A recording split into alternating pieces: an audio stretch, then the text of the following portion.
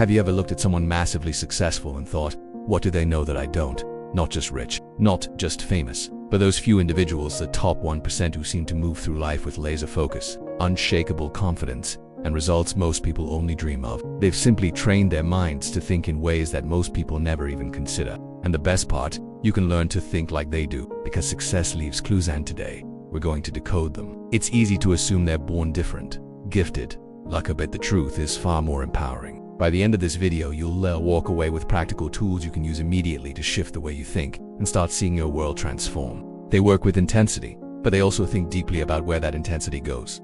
But for the top 1%, failure is a tool. This simple reframe keeps them moving forward while others remain stuck. Resilience isn't something they're born with. It's built through repetition, through failing fast, learning faster, and refusing to stop. A teacher, a filter. They understand that every setback is feedback. It's not a wall, it's a mirror. The top 1% play the long game. They make decisions not just for today. While most people chase short-term comfort, they chase long-term impact. They invest in relationships, in assets, in their own skills, not for instant gratification, but for compounding returns. That kind of thinking creates an unfair advantage over time. But with 5, 10, even 20 years in mind, this doesn't mean they never take risks. It means they take calculated risks that align with a bigger vision. When something doesn't work, they don't internalize it. They interrogate it.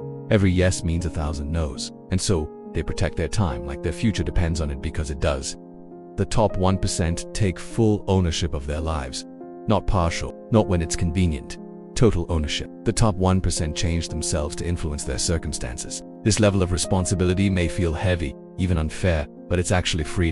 When you realize you're responsible for your growth, your choices, and your outcomes, you stop waiting for permission. You stop waiting, period. They don't blame the economy, their upbringing, their boss, or the algorithm. They understand that time is their most valuable asset, not because it's scarce, but because it's not. They ask questions like, how can I create something once that pays me repeatedly? How can I use systems, people, or technology to scale my effort? While others are obsessed with being busy, they're obsessed with being effective. Even in situations beyond their control, they ask one simple question: what can I do about it? They aren't superhuman. This is not about copying routines or mimicking behaviors. It's about understanding the deep mental frameworks that guide the decisions, habits, and outlooks of the top 1%. Let's begin with the foundation of it all: responsibility. This mindset flips the script.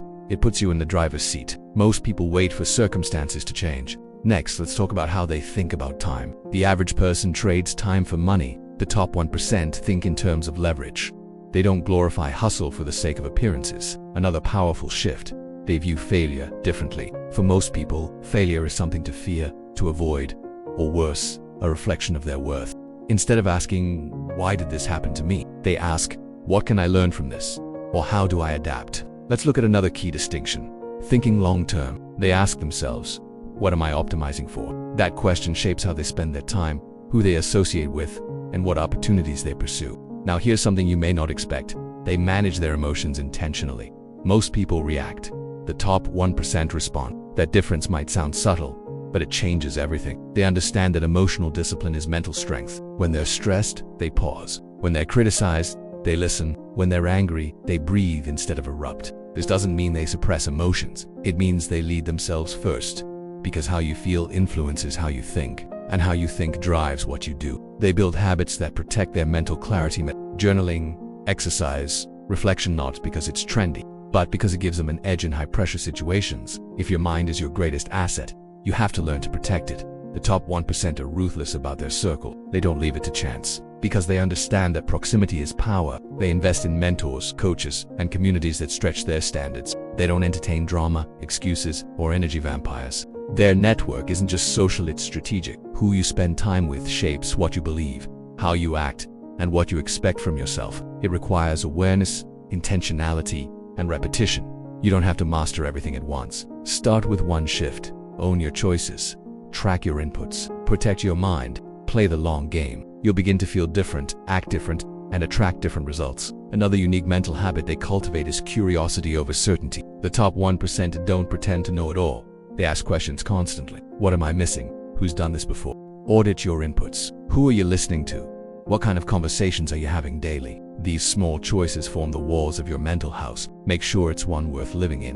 What if the opposite were true? They're students of life, not just in theory, but in practice. This makes them adaptive, it helps them innovate, and it keeps their ego in check. That's where the transformation begins. Begin to see yourself not as someone chasing success, but someone creating it. Every thought, every choice, every habit is a vote for the person you're becoming. When you choose discipline over comfort, you cast a vote. That's something you can copy today. When you invest time in learning rather than scrolling, you cast a vote. When you ask better questions instead of blaming, you cast a vote.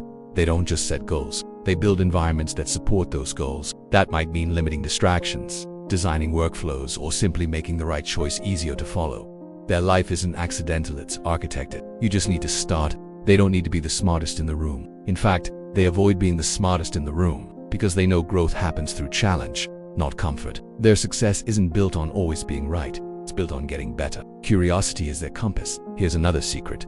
They focus on inputs, not just outcomes. Most people obsess over results. The top 1% obsess over process. Why? Because results are lagging indicators. They're byproducts. You can't always control when success arrives, but you can control the systems you follow, the effort you give, and the consistency you apply. They build routines that stack small wins because they know excellence is not an act, but a habit. They track, they measure, they refine, and perhaps most importantly, they surround themselves with intentional influence. They seek out people who challenge them, uplift them, and hold them accountable. If you want to change your life, start by changing your environment. Let's bring it back to you. How do you apply all this? You start by shifting your identity. Thinking like the top 1% doesn't require genius or perfection. There's no switch to flip. There's a path to walk, but you don't need to wait to be ready. Because the difference between the top 1% and everyone else isn't just what they have, it's how they think. And thanks for watching. If this gave you something to think about, consider how you can take one insight from today and apply it in the next 24 hours. You've got this.